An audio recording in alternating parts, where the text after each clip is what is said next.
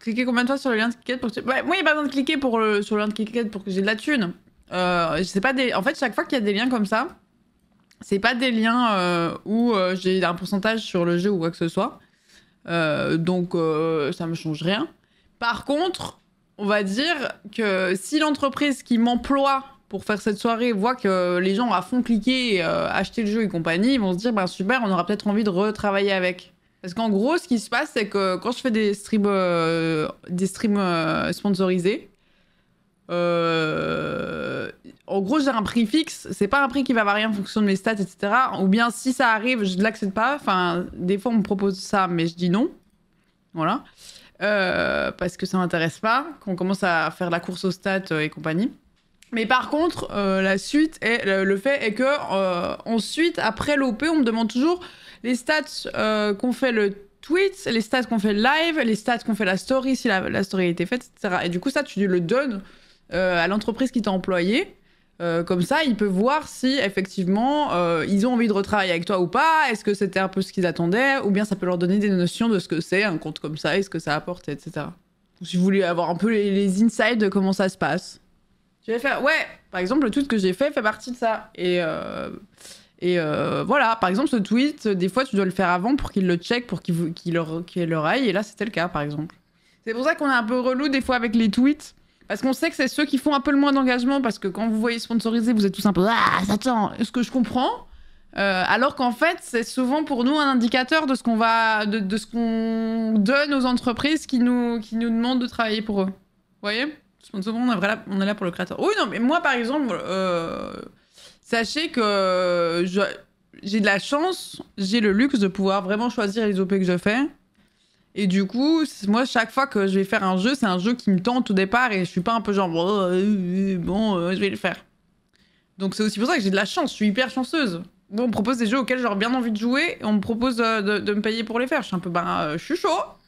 Ah, c'est cool parce qu'on en a fait beaucoup moins. Ça me va d'en avoir fait moins avec le QSMP, mais du coup, on est un peu content d'en faire une. Voilà, hein? Ça fait du bien. Allez, hop, des petits sous. Plus une soirée à Corti. C'est cool. Moi, ça fait plaisir. Mais en fait, moi, je trouve qu'on a trop de la chance quand je vois nos tafs, les streamers.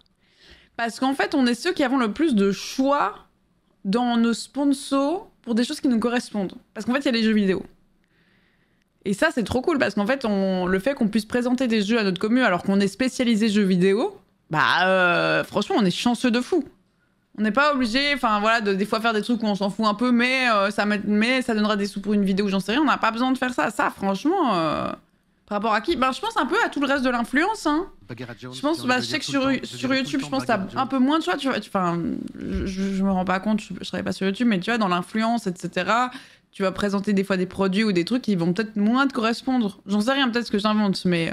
Alors que nous, on présente des jeux vidéo qui nous plaisent. Enfin, t'es un peu... Et des fois, ça arrive, que tu fasses un jeu qui te plaise un peu moins.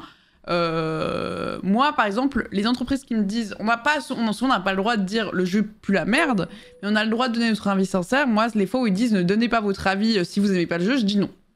Parce que j'ai pas envie de mentir en disant achetez ce jeu super alors que je n'ai pas apprécié. Vous voyez? Des fois, ils sont genre éviter de démonter le jeu. Et t'es un peu ouais, je comprends. Il y a très vraiment des OP qui n'ont pas de rapport avec le sujet du stream. Parce qu'on a la chance d'avoir comme support les jeux vidéo et que ce soit un marché qui fonctionne, tu vois. T'as le droit de dire si tu détestes. Je pense qu'il vaut mieux que tu dises c'est pas trop mon truc. Mais oui, t'as le droit. Enfin, ça dépend. En fait, il y a certains contrats qui te demandent de pas dire que tu détestes le jeu. Mais moi, dans ce cas-là, si c'est un jeu que je connais pas, je vais dire non parce que je vais pas prendre ce risque-là. Non mais c'est vrai que des fois, je pense que c'est intéressant aussi d'expliquer comment ça se passe. Parce que nous, on a appris sur le tas. Hein. Moi, au début, j'ai reçu mes premiers mails, on me disait « Bonjour, pour 20 €, t'es chaud à faire 8 heures de stream ?» J'étais un peu « Ouais, let's go !» Et j'y comprenais rien. Et petit à petit, t'apprends les trucs. Après, il y a des gens qui commencent à gérer pour toi. Ça vous arrive de changer les termes du contrat très souvent, très souvent. Moi, par exemple, je suis très relou. Faut pas que je le dise trop fort parce qu'après, les gens ne reviendront pas, mais... Je suis très relou quand il y a beaucoup de tweets, beaucoup de stories, ce genre de choses. Souvent, je suis la première à dire un peu, bon, on va un peu baisser ça. Parce que j'ai pas envie de vous flouder et que je pense sincèrement que c'est contre-productif. Et que du coup, dans ce cas-là, je suis un peu, si c'est contre-productif et que je pense que je connais un peu mieux mon audience par rapport à l'entreprise qui me demande de faire quelque chose, souvent, je conseille en disant, vaudrait mieux moins faire ça, plus peut-être rajouter par exemple une story et pas 3 tweets, enfin voilà, etc. Et ça, souvent, je regarde pour que ça aille, quoi. C'est comme quand on me demande par exemple des fois un best-of en plus, où je suis un peu, ça serait dommage sur une session de 2 heures où je vais avoir beaucoup de temps à comprendre de faire un best-of, du coup, ce serait plus sur une VOD. Voilà, discussion, etc., quoi.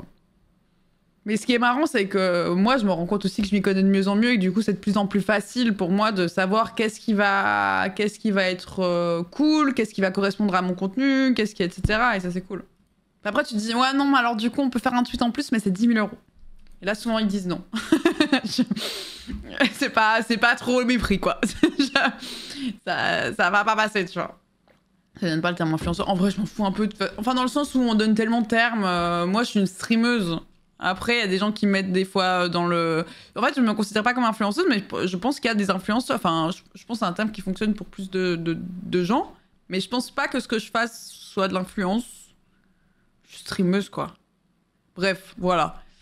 Bon, vous êtes au courant. Je vais commencer un contrat Oli. Je suis trop contente parce que c'est des produits que j'ai essayé depuis longtemps et tout. Et ça, pour moi, c'est déjà plus dans le côté influence, on va dire, parce que ça sort de mon domaine de prédilection qui sont les jeux vidéo. Voilà.